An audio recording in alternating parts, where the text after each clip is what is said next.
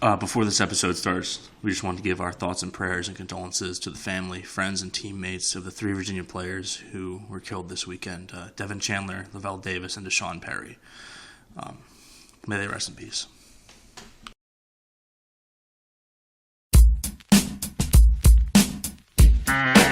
Kenny's in trouble. He's going to run. He's going to get the first down. Don't sleep on those legs. Oh, he faked the slide.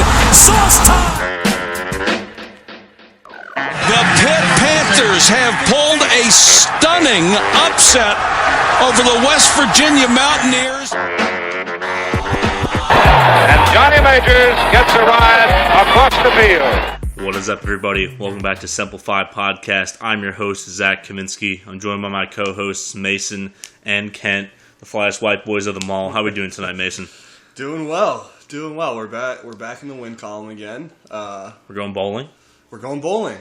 So yeah, it was a decent weekend for Pitt football. It was a decent weekend. We'll get to maybe Monday in a couple of seconds. But Kent, how you doing tonight? I'm doing pretty well. Up and down weekend for sure for Pitt basketball fans out there. But for the most part, doing okay. Yeah, basketball game. Quick notes. That sucked. Yeah.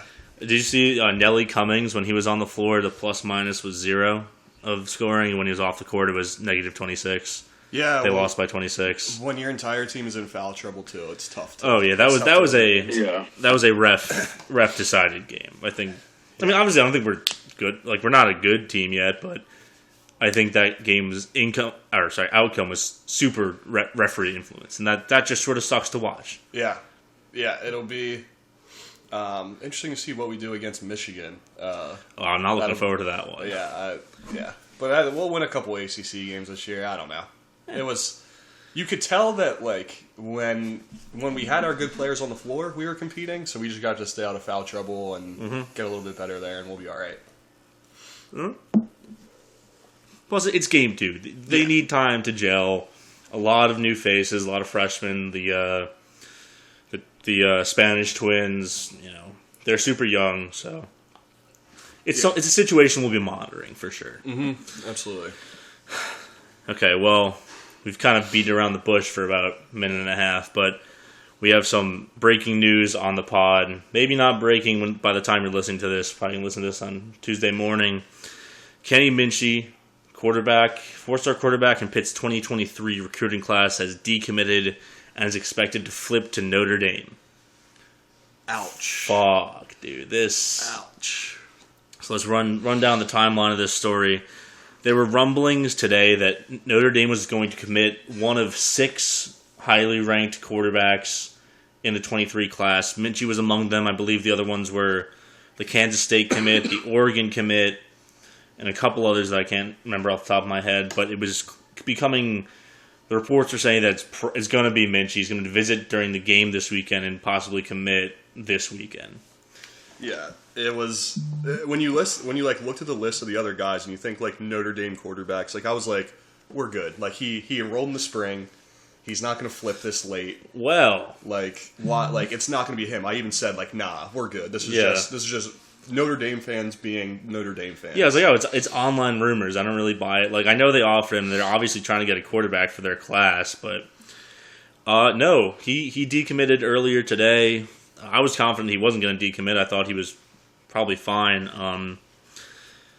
This is bad because it's a month before signing day, so you have to try and now flip someone else's quarterback or scramble to get out offers pretty late. And this. What do you mean, man? We have Slovis. Oh no, man. I don't know. It's just bad for your program if you don't have a quarterback in the recruiting class, and you can get a transfer, but Narduzzi's record on transfers is bad. 0-1 million, yeah. His best transfer quarterback is Nathan Peterman. Yeah, who was good in college, right? But you think about Brown, Yellen, Slovis. He's gone over 3 since getting Peterman to go 8-4. Yeah. So, yeah. This took a great Pitt finally put together a good win, and we'll get into that. But it took a good weekend, a high weekend for Pitt football, and then it was like that Monday punch in the gut. Really, just getting slapped across your face, open palm. I mean, this doesn't feel good, and do I have permission to go on a little bit of a rant from you two? Go for it. I'll buckle up in the back seat. All right. If you're driving, put your seatbelt on. Maybe lean the foot off the gas a little bit. But Frank Cignetti, what the fuck are you doing? Like, if you had a decent offense this year, he's locked up. He's in. I mean, and listen, this has been an offense that's produced a quarterback that's thrown 6 touchdowns through 10 games. No one's going to want to play for an offense that does that. And to make matters worse, it's not like he's flipping to fucking USC or like Oregon or some school that's putting up points galore. He's going to fucking Notre Dame, whose quarterback throws 20 times a game. Like this is fucking unacceptable. And like, Narduzzi, wake up. Your offensive coordinator just fucking put a 22 in the back of your offense, and now he's breaking kneecaps on the recruiting trail. You know, he committed, I think in the spring, I want to say, but he watches the offense for 10 games, and it sucks shit. It really does. And when you put out this product, you're not going to be able to keep these quarterbacks around. You had the opportunity to get a highly touted recruit, a fucking Elite 11 finalist on campus, and you blew it. You fucking blew it. And I'm insanely pissed about this. Your offensive coordinator hire has put this program back several years, and we're already paying for it. We were talking about, okay, you didn't get Hakeem Williams. Maybe that has to do with our offense being terrible too. And it's only going to snowball from here. We already had Zipper decommit. Hakeem was a miss. We had another O-lineman decommit, one of our 3 stars. And now the quarterback, the crown jewel of your class, is gone. And your record on transfer sucks. So what are you going to do? Does this mean Slovis is back? Are we going to roll with Yellen and nobody behind him? Like, this is an abject mess. And the fact that you lost into Notre Dame, of all schools, is completely unacceptable. Because name the last good NFL Notre Dame quarterback. You can't. You can't. I could I could put in the Jeopardy theme music right here, and you wouldn't be able to name one good NFL quarterback from Notre Dame in this century. Yeah. I'll give you this century, and you probably have to go back even further than that. And I do want to issue, and this is a little bit of a side tangent, I'm issuing a fatwa on Pittsburgh Sports Now. They put out the report that Minchey was enrolling early. That was a fucking lie, because you know what? You can't enroll early until you officially sign with the class. So... Oh, what? Yeah. I didn't know that would make sense. Yeah, so they are the lying fake news media of Pitt football, and I just can't get over it, man. This has ruined my mood, and like I don't know where you go from here, because I think the rest of the quarterback targets they had in this class have signed elsewhere. Maybe you have to find an overlooked local guy late in the recruiting process. Maybe you can try and flip someone up from the MAC, but they have MAC offers, and they chose a MAC school. It's tough. It's tough. Obviously, you know, the problems go past Cignetti. I think Slovis wasn't the guy either, but this offense is not a modern college offense. You have to see the writing on the wall and say, listen, it was nice working with you, but we got to be done here. There's no excuse for Frank Cignetti to stay around if he's some sort of quarterback whisperer and he can't hold on to a 4-star from going to fucking Notre Dame, where he's going to be average for 4 years and maybe get a look at a 7th-round draft spot. Yeah, and it's like it's going to be very interesting to see what Narduzzi does with like the media this week, because it's going to be a nightmare. It's going to be a nightmare. A lot of those questions are going to. I'm sure the restless Pitt media will be, asking him to kind of answer for this and what happened and why, and he'll probably just give his typical. He's going to give a Hakeem Williams style. Yeah. Like, oh, we knew. I wasn't waiting for signing day. Like, I don't know if they're not like when you're recruiting now, you constantly have to recruit guys. Were they not, keeping in touch? I would hope they are, but I really think that, like, obviously maybe Notre Dame's got the luster, it's got probably got some fucking bags behind it, but... Yeah, it's a great program, and, I mean, the same kind of historical program as Pitt. They've had a little bit more success recently, but, yeah, I mean, to get...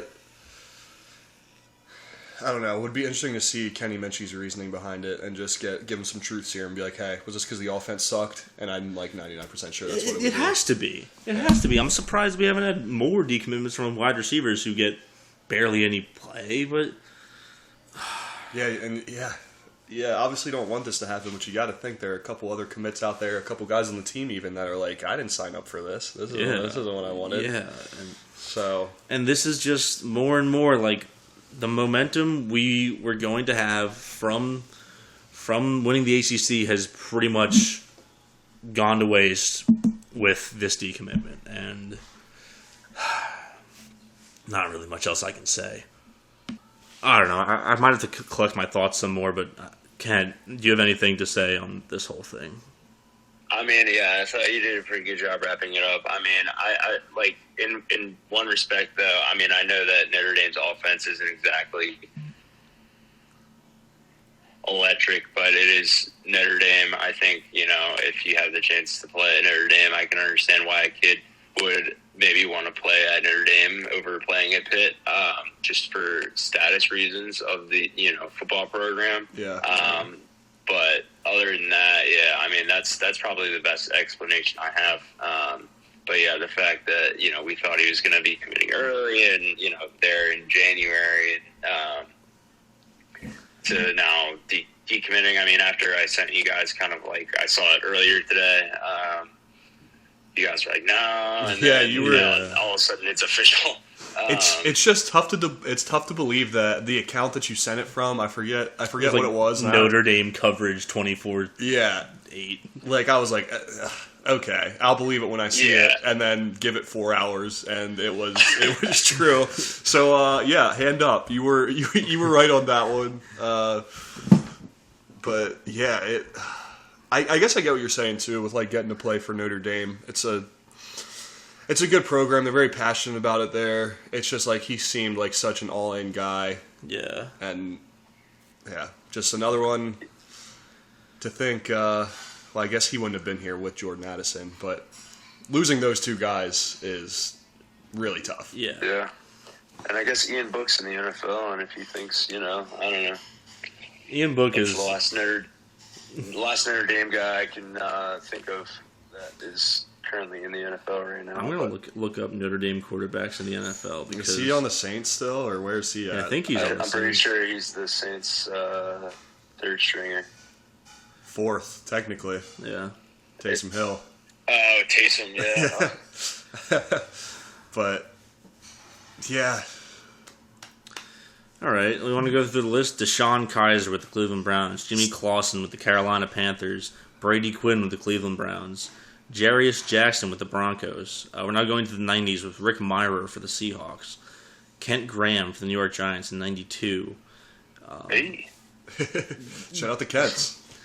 There's literally not a single quality name Yeah. on this list. So that's what confuses me. It's got to just be that this offense has been awful for all of 11 weeks. And Yep. when you fumble the bag with this offense, that's what your recruiting class is going to look like, no matter what the glory was the last year.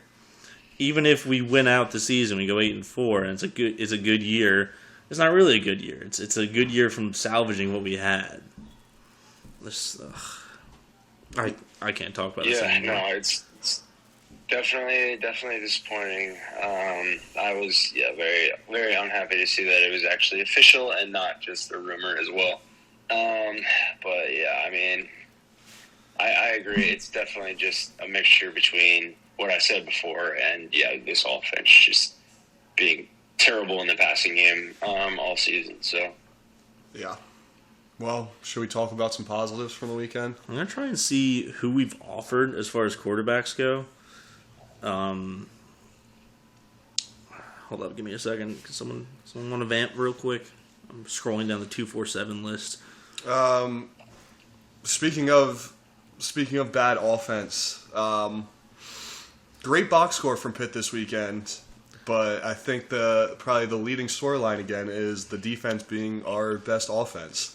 You literally the best start to a game that we could have.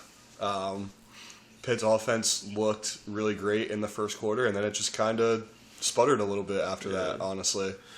So it wasn't even like, I think a lot of people are going to be like, oh, Pitt finally put a game together, and yeah, we did. Yeah. Okay. But we put a first quarter together more so than anything.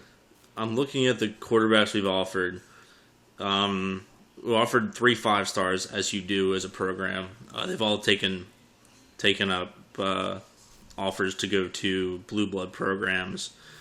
We've offered the Iowa State commit, the Kansas State commit, a Louisville commit, the Ohio State commit, the Florida commit, the Oklahoma State commit, a Washington commit, a Nebraska commit, a Miami commit, an Iowa commit, a San Diego State commit, and a Liberty commit. At quarterback? These are quarterbacks. There are 3 others who are uncommitted at the time, but you'd have to think that their communication probably went low after. Who is it? The other 2 that aren't committed yet? Bo Edmondson and Lake Travis, same high school as Baker Mayfield, right? Somebody else. Colin Huck from Parkview, Georgia, and then Austin Frattora from New Jersey, who does not have a star rating on 247. Nice. I think there was one other guy they offered from Pennsylvania. 247 doesn't really update that often, but you got to think they're not going to flip any of those guys from Iowa State, Oklahoma State, Kansas State. Just go get the best guy available from the Whippeal.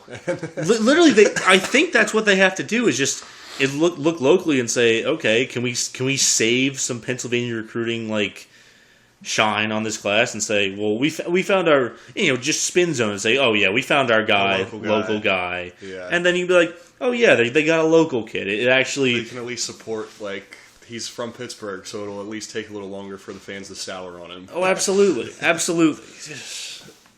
I do think, though, that you want a quarterback in this class because Yarnell is mainly unproven. Slovis and Patty both have 1 year left max.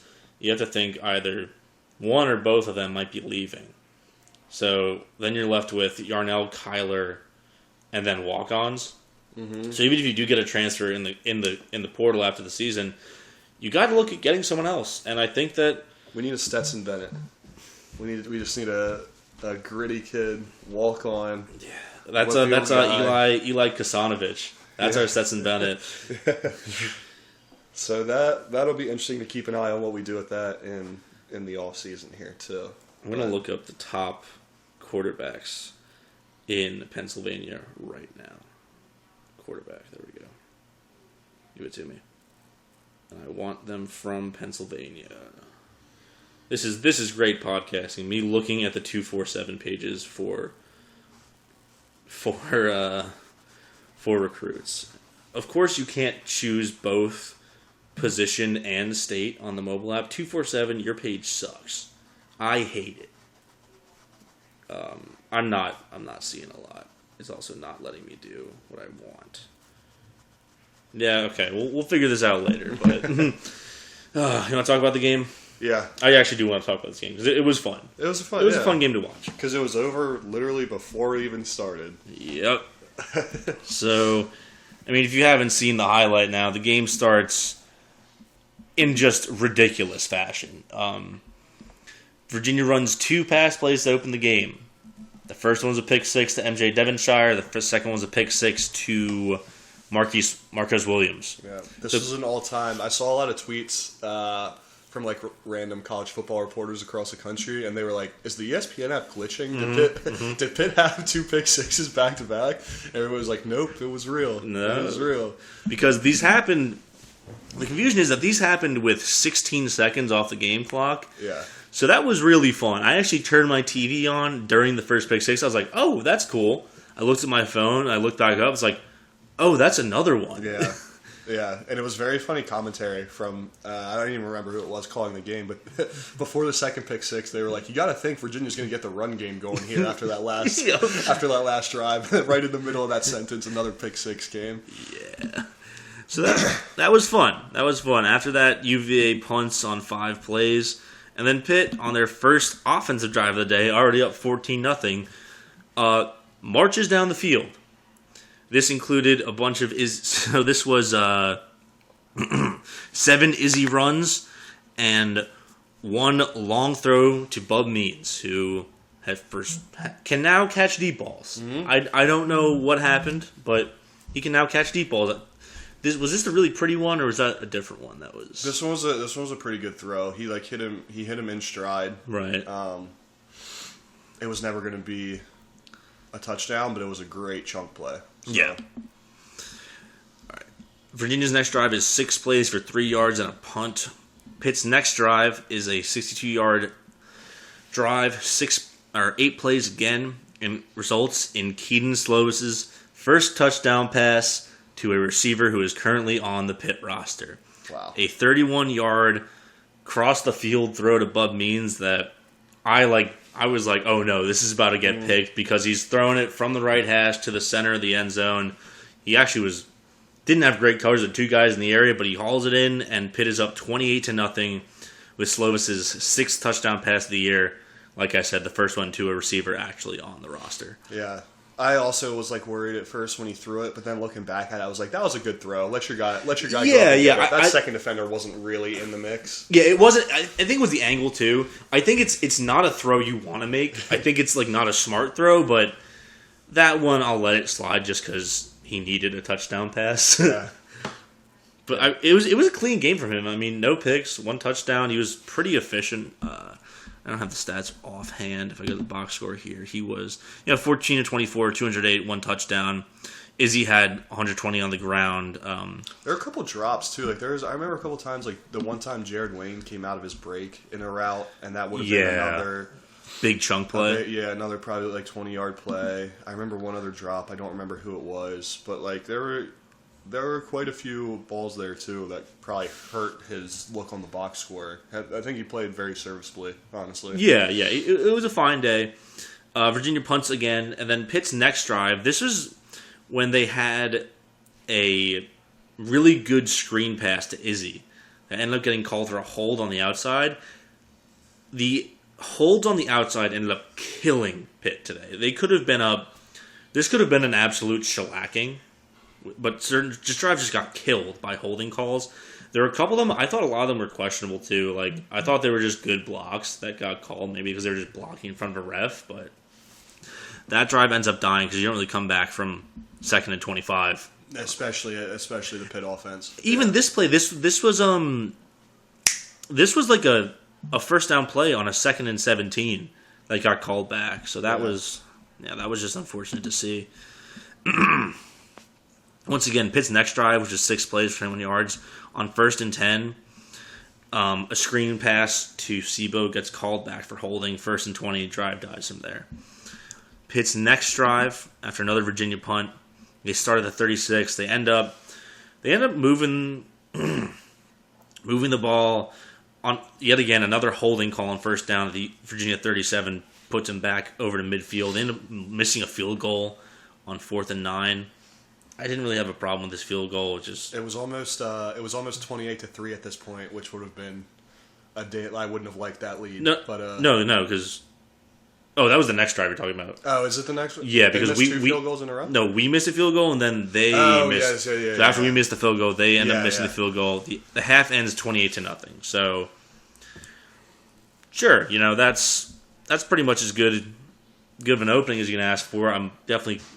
The offense was working. I just think that the holding calls just prevented it from getting out of hand really early, and that. But you can't just let a holding call totally stop. Yeah, no, that's the other thing. It's they're gonna happen. They're going to happen. So once again, we're going back to the offense, which.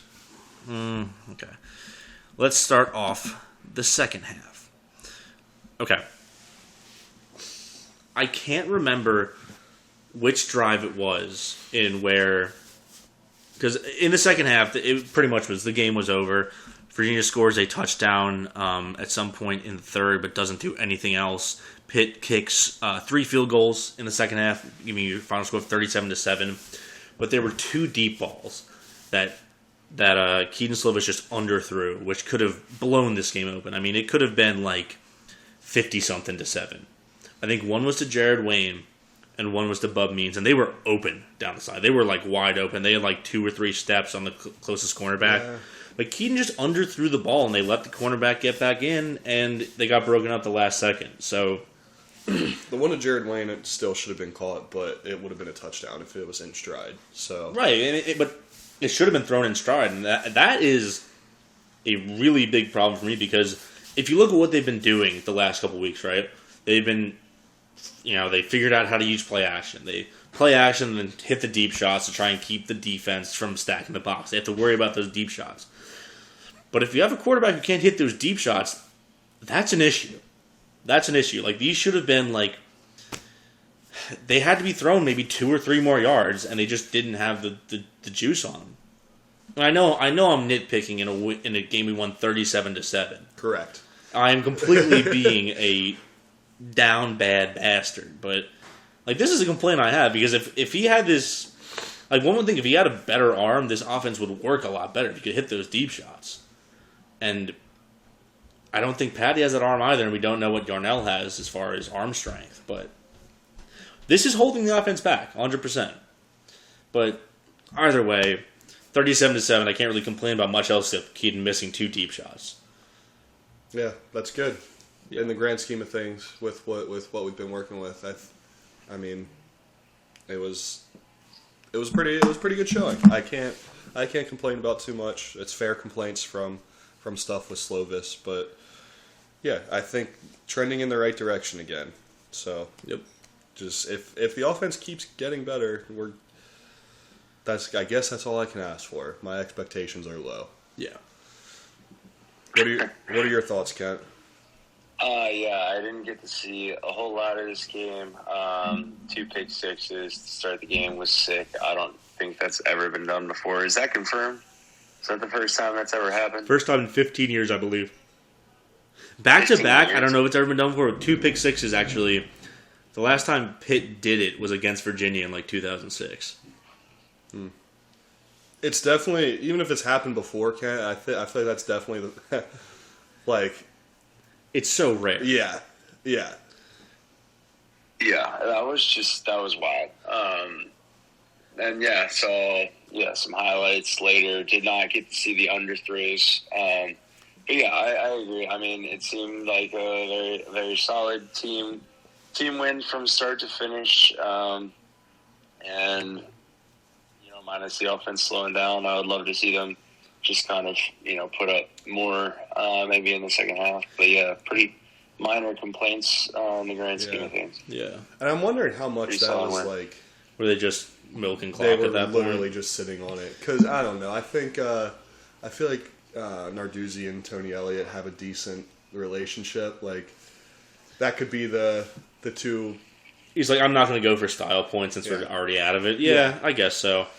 I just thought of this now. Brennan Armstrong, who was in hell this game, he was doing he was paying tribute to Matt Schaub, former Virginia quarterback, with all those pick sixes. Yeah. Yeah, so the Matt Schaub special. Yeah. I do want to give the defense their laurels. They had 8 sacks today. Yeah, the front 4 were absolutely eating. Kalijah Kancey had 3 on his own. The sack he had on the reverse flea flicker was just the Virginia receiver tosses it back to Armstrong, and he's just already there. Mm-hmm. It's like a 20-yard loss. Also, all-time Dumbo play call when it's your offensive line's getting destroyed all day. They're like, okay, let's move the pocket back an extra 10 yards and just run the same and do the same concept, basically. We didn't fall for it at all. And it was just a loss of 15. It was awesome. However, after that 8-sack performance, they're now first in the nation with 37 sacks on the year. They are tied for 3rd in the nation with defensive touchdowns. They have 4 in the year. Their rushing defense is 10th overall, giving up less than 100 yards per game. Total defense at 15th, giving up a hair over 300 yards per game. And they're the 15th best 3rd down defense, letting them convert a 31% clip. You got to think that team's ranked, right? You have to think that team is ranked and in the conversation, maybe for at least a spot in the conference championship game. Yeah. Yeah. Huh? You would think. You would think. Fire Frank Signetti. Yeah. All right. You want to talk about the other games? Yeah. All right. It would be fun to do a blind resume thing of defenses, because I imagine, like, I don't know, you put us up against, like, Tennessee or TCU even, like we probably outrank TCU when it comes to defense. Oh, 100%. And if you did a blind resume, you pick Pitt every time. It's just a matter of they score points and we don't. But alas. Well, we won a game. I can't really complain too much, but I always will. You're a Pitt fan. You're I'll save my positivity for the preview. That's fine. Yeah. That's fine. Yeah. All right, let's talk about Week 11 ended.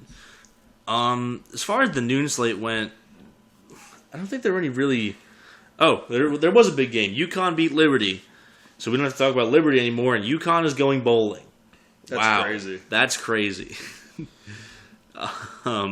LSU escapes the trap game at Arkansas. We all said it was an obvious trap game, and by God, they nearly got trapped. Yeah. They nearly got trapped.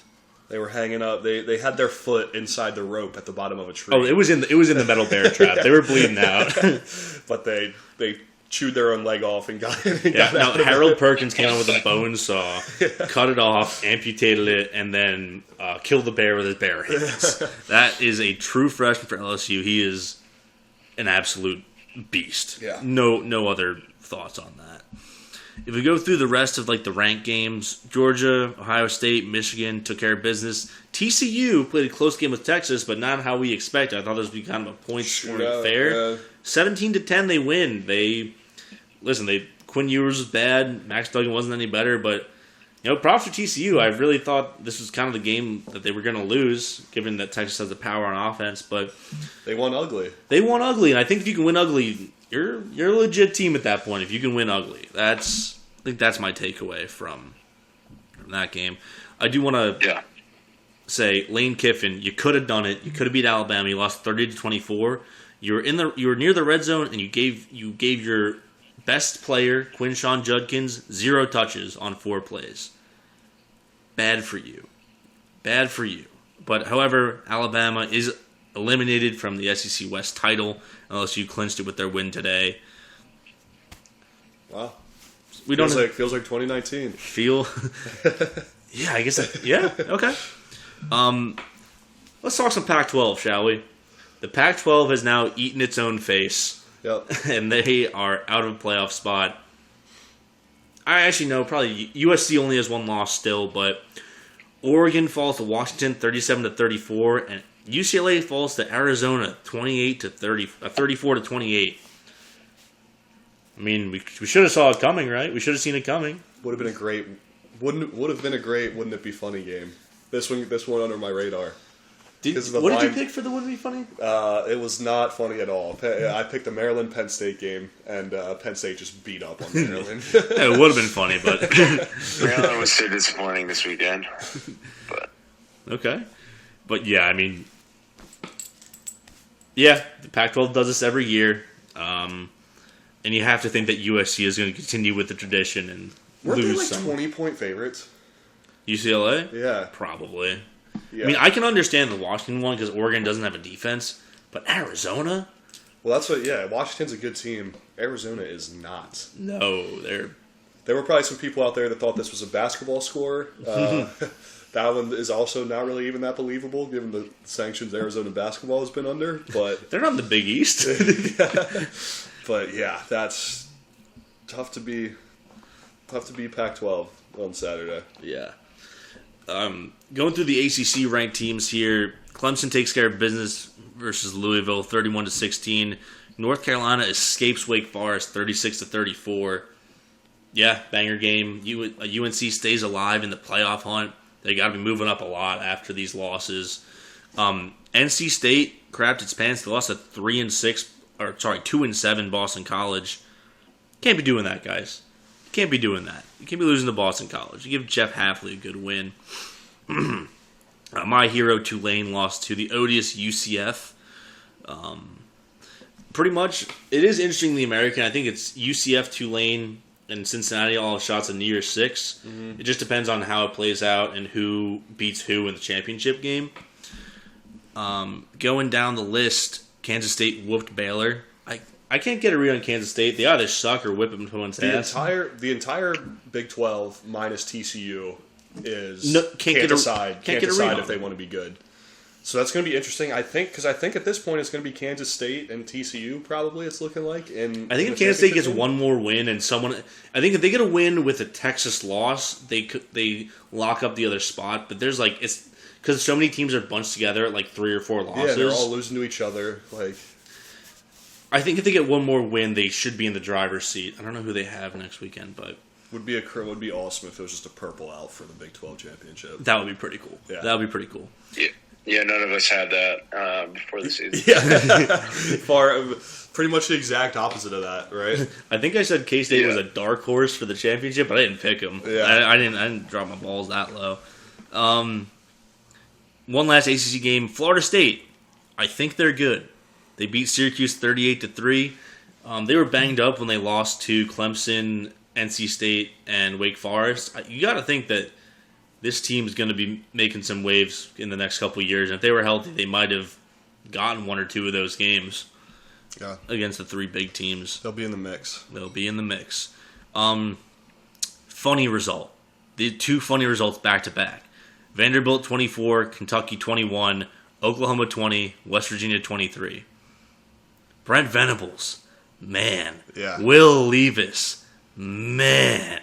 That is Vanderbilt's first SEC win in 3 years. 3 years. Yeah. Can't be doing that. And they beat a Kentucky team that was ranked as high as 8 this year, right? I think they were 8 at some point. Yeah. So I mean, good for Vandy, man. They're still. I think this is the win that put them over for their total wins on the season. I think they might have been 2.5. Were they? Yeah, I think they might have been 2. I think they might have already hit that one. Well, even better for Vandy then. A little bonus. Yeah. A little bonus out there. Oh, absolutely. They've got to be feeling awesome about themselves. Going down the rest of the slate, some scouting for next week. Duke beat Virginia Tech 24-7. We'll get into Duke more on the preview show. Miami beats Georgia Tech 35-14 on a big fourth quarter. Wouldn't that be nice to beat Georgia Tech? I can't, I'd rather lose to Georgia Tech than lose to Middle Tennessee, I suppose. Yeah. Yeah. I'm looking for one result that I have not found yet. Oh, okay. Another big, funny result. Texas A&M 10, Auburn 13. Texas A&M, with the number 1 recruiting class ever, is not eligible for a bowl. They are 1-6 in SEC play. That's funny. That's awesome. Dude, do you fire Jimbo? Do you have to? Dude, if they're paying players like they are, they can probably afford his buyout. Mm-hmm. But they're just going to have to literally empty the pockets of every single donor, every single board member. Yeah, then you hire someone for pennies on the dollar? Yeah, Cignetti's stock is low, I heard. I hear there's a young up-and-comer in Pittsburgh just hungry for an SEC job. No, if they... Can we connect him to Texas? If you guys like Jimbo, you're going to love Frank Cignetti. Hey, man, if you're going to pay Jimbo all that money, you at least pay for Cignetti on the cheap, do the same thing. Yeah. He's literally, it's a Billy Bean. He gets on base like you could just get him for cheap kind of guy. Yeah. Hey, runs the ball. Yeah. Runs the damn ball. Yeah, Texas ATM. Cha-ching. Yeah. Yeah. Good one. Kent, how did the Christmas matchup of the week go?